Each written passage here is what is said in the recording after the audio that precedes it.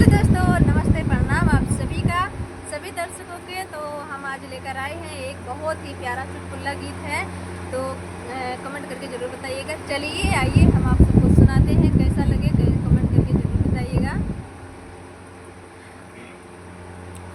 कि हम तो हरे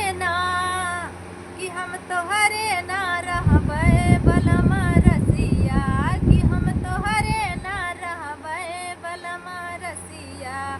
ना तो हरे महला नाही दू महला, ना तो हरे महला नाही दू महला।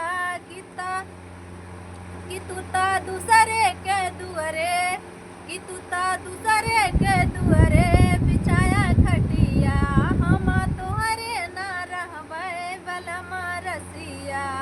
ना तोहरे खेती ना तोहरे बारी, ना तोहरे खेती ना तोहरे बारी।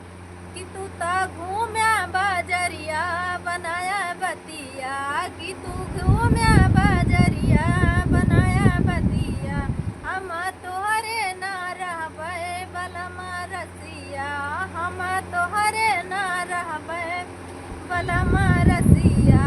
ना तोहरे नौआ ना तोहरे बारी, ना तोहरे नौआ ना तोहरे बारी। तोहरे दढ़िया में अटकल हमारे नदिया, कि तोहरे दरिया में अटकल हमारे नदिया।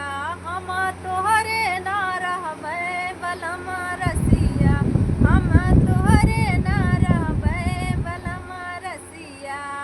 तो धन्यवाद दोस्तों, हमारा चुटकुला गीत कैसा लगा आप सबको कमेंट करके